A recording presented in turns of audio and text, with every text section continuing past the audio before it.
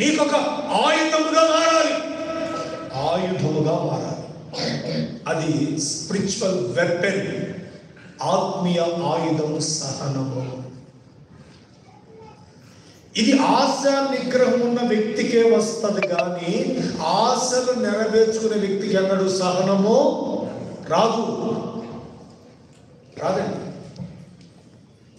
190 వినబడతాయండి. నీ భార్య ఎట్లాంటిది అని, నీ భర్త ఎట్లాంటి వాడు, మీ సంఘ కాపరు ఇట్లాంటి వాడు, మీ సంఘస్థులు ఇట్లాంటి వాళ్ళు, మీ యవనస్తులు ఇట్లాంటి వాళ్ళు, మీ కుటుంబం ఇట్లాంటిది. 190 వినబడతాయి.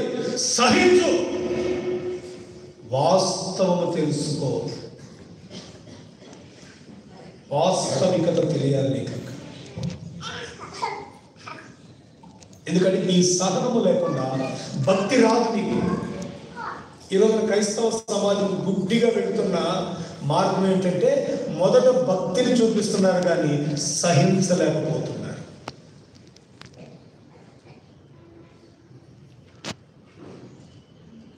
పాలోళ్ళు ఉంటారు చూడండి, పాలోళ్ళు. పాలివారు ఎవరు? అయిన వారు, ఆప్తులు, చిన్నాయన, పెదనాయన, ఇంకొంతమంది పిల్లలు, వాళ్ళని పాలివారు అంటారు. ఓ ఇద్దరు వ్యక్తులకి గొడవ వచ్చింది. గొడవ ఏమిటా గొడవ అంటే, వారి పాలివారి భూమిని ఈయన ఒక 1/2 ఎకరం ఆక్యుపై చేసి దున్నేసుకున్నాడు, పంటేసుకున్నాడు. వినండి నా మాట, వినండి. దున్నేసాడు, కానీ దున్నినోడు కూడా తెలుసు ఇది మా తోటోడిదని, మా తోటి వాడిది, నాది కాదని తెలుసు. అయినా లోకంలో ఉన్నాడు కదా అతడు, గంభీరంగా ఏమని అంటాడంటే, ఏయ్ నాది, దున్నేటోడిదే భూమి నాది అంటాడు.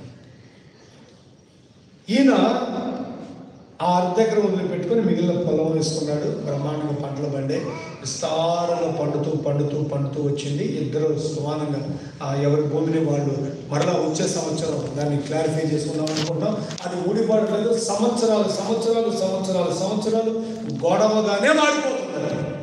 తెగట్లేదు, తెగట్లేదు. ఈ ఆక్రమించుకున్నాడు బాగానే ఉన్నాడు. ఆక్రమణకు గురైనోడు కాస్త అనారోగ్యంతో మంచం పెట్టాడు. వాళ్ళ ఇంటికి పాస్టర్ గారు వచ్చాడు, ప్రార్థన చేయండి. ఇద్దరు క్రైస్తవులే, కాకపోతే ఒక ఆయన నామకార్థంగా ఉంటాడు, ఒక ఆయన దైవికంగా ఉంటాడు. ఈ దైవికంగా ఉన్న ఆయన రోగాన్ని పడ్డాడు. రోగాన్ని పడిన ఆయన దగ్గరికి పాస్టర్ గారు వచ్చి, పెద్దయా ఏమో చెప్పలేము, ఎవరు రాక ఎప్పుడో, ఎవరు పోక ఎప్పుడో. పాస్టర్ గారు ఇది పేషెంట్ దగ్గర అంటున్నాడు, ఎవరెప్పుడు పోతారో ఎవరు రాకెప్పుడో ఎక్కడ తెలియదు పెద్దయా. ఎంతవరకు నీ పాలైన మీద నీ కోపం ఉంది కదా, క్షమించేసే అంటున్నాడు. సరే ఎంతకాలం సహించావు, క్షమించే అని అన్నాడు. అంటే ఏమన్నా పాస్టర్ గారు, ఒకవేళ నువ్వు కనుక సహించి క్షమించకపోతే నీకు పరలోక రాజ్యం లేదు. ఈ పడుకున్న ఆయన వెంటనే కుటుంబం సరే ఎట్లా గడ అన్నాడు. వచ్చాడు కూడా, ఒరే నా ఆయుష్ దినాలు గతిస్తున్నాయని నాకు తెలిసిందిరా, నేను పోతాను. ఒకవేళ పోతే ఖచ్చితంగా ప్రభురాజ్యానికి పోవాలి. పాస్టర్ గారు చెప్పినట్టు నేను సహించి వాడిని క్షమిస్తున్నా, నువ్వు మాత్రం సహించొద్దురా అన్నాడు. నువ్వు మాత్రం అది సహించొద్దురా, నేను అప్పుడు నేనే చూస్తాను, దానికి ఏదో ఒకటి నువ్వు చేయాలా అంటున్నాడు.